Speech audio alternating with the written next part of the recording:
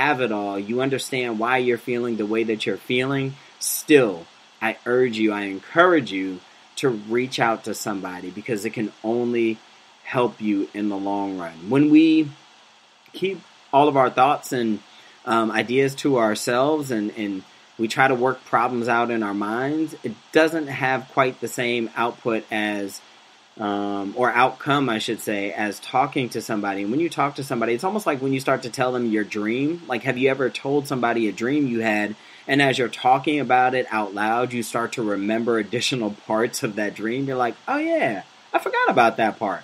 Well, that's the same process. So when you just verbalize something, it actually helps to make a little bit more sense of it. Next up is the I, introspection.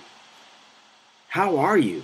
You know, when you look back on your goals that you had planned for 2019 and beyond, where are you right now? 2 weeks plus in. You know, do a really hard internal look in terms of where you are with those goals. Today I was actually at a meeting where they had us do a SWOT analysis. And if you haven't heard of a SWOT analysis, which I hadn't, actually I heard about it a couple weeks ago, and then of course it comes up now. Again, right place, right time. Like, those are always those reminders. Like, you are in the exact right place. But SWOT is strengths, weaknesses, obstacles, and threats. Or opportunities and threats. I'm sorry. So I'm glad I actually had this paper randomly right in front of me. So strengths, weaknesses, opportunities, and threats. And as I was writing some of those things down, it was just a good reminder about those areas of strength I have, the areas of weakness I have, the opportunities that lie ahead for my professional and personal development and growth. And then the threats, you know, like, so for instance, even with therapy, one of the threats is the online space or technology. Some people might prefer to use technology, whereas if I'm trained to see and sit in front of people one-on-one, face-to-face, it's going to be kind of a threat to how I view the therapeutic relationship.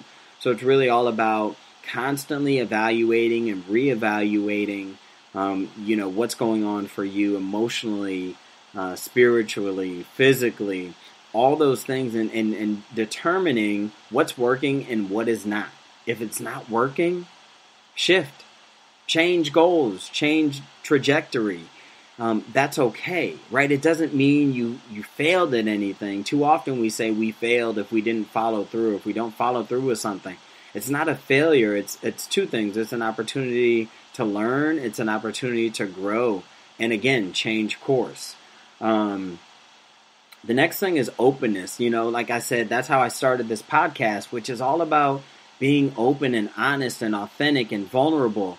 Initially, I wasn't going to put out a podcast at all today and just kind of hope that people wouldn't notice. But then I was like, that's not cool for like the one person out there who waits on Thursdays to come for this podcast, right? So, to me, it was more important about being truthful and honest and authentic with you all as to why I don't have a guest than it was to just not show up, right? And to me, that would have been being out of integrity. And too often we fall out of integrity because we're fearful of the outcome. We're fearful about how people will view us. And you know what? How they view you is how they view you. That's okay. What's most important is, did you stand in your truth, and did you stand in your honesty and authenticity? And can you say that you are complete, right?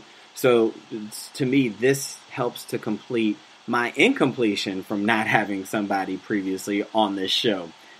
So y'all, just practice being vulnerable with somebody, opening up. You know, I had a meeting earlier. Sorry, I am making this all about me, so I apologize. But it just reminds me of a meeting I had earlier where I opened up about a loss. And that person then opened up about their loss. And it was a very just organic conversation that led to a deeper, more heartfelt connection, at least for me. And so I just encourage you guys, when you feel safe and you feel comfortable enough to open up to whomever that may be, do it. Try it. Give it a try. All right. All right. So finally, we have N for nowness. So especially as, again, middle of January, what do you do to bring yourself back to the present, to recenter yourself, to reground yourself and say, I got this. Like, I'm good. Today is a brand new day. On this journal I have, it says, every morning we are born again. What we do today is what matters most. And that's a quote by Buddha. And I love that because no matter what happened yesterday, we get to start brand new every single day, right? Every single day is a new beginning, a new opportunity. And it's about being in the now. So meditating on, again, your goals, meditating on who you want to be and how you want to be in life, and even journaling about that can help you. And stating everything in the now. So even, let's say you are struggling with your health and diet. You can say, I am healthy, and each and every day I'm getting healthier and healthier. So you're not saying you're at your ideal and you've reached the goal and that's it, but you're saying every day I'm getting healthier and healthier. I am health. I embody health. And you say it until you believe it, but you state it in the present, in the now. So I would encourage you all to just practice meditation. Practice being in the silence, because in the silence we can find ourselves again. In silence, we hear answers. And those answers can be really hard to hear when you're constantly forcing yourself and putting pressure on yourself, shoulding yourself to do something that otherwise you might need to take a break. You might need to replenish yourself, and that is okay. If you haven't been able to tell so far today, the theme is it's okay. So, y'all, that is the action plan front and center on this day. And again, I just wanted to share that with you. I'm not going to go any longer today, but I did want to share and make sure that I had something for you, some value that you can hopefully receive some inspiration from and some motivation, and get your motivation back, because I got it. I got you. I hear you. I understand. We've all been there, and it's about now saying, okay, it's time to restart. Every morning is a new morning where I am born again, and how can I start brand new today? So being in the now, taking action, and being compassionate and gentle with yourself. Those are so important. So practice those things too. So I gave you a lot, but I hope, again, that you got something out of it, something good out of it. Let me know. Would love to hear your comments. Be sure to like and subscribe to the podcast on iTunes. It's also on Spreaker.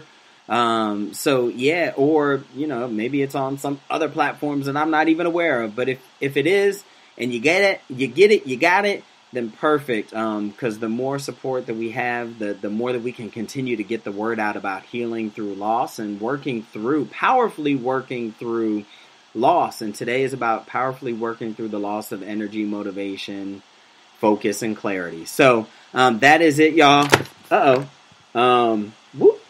Almost lost my mic again. So I am your host, Dr. Damon Silas, like I said. Oh, and you can always go on my website, DamonSilasPsychology.com/store, and you can find actually the action plan on there. So whether it's the book or a PDF in a form, you can get all those things on there. Some are free, so check them out. Some cost some. So yeah, just shop around, see what tickles your fancy, and hope that you can find something that is helpful for you. So peace, love, and light, y'all. This is Dr. Damon Silas signing off. Bye. From Morning to Action, Powerfully Working Through Loss is a podcast based on Dr. Damon Silas's 2 books. The first is From Morning to Night, Overcoming Loss, and the second one is What's Your Action Plan? 6 powerful ways to get unstuck in your life now. Be sure to check those 2 books out on the website, www.DamonSilasPsychology.com/store. You can also go on Amazon, Barnes & Noble, or wherever you can find any books, and check that book out there. Furthermore, if you like what you hear, feel free to leave a review, and I'm always looking for guests. So please feel free to send an email to damon@tippingpointwellnessllc.com.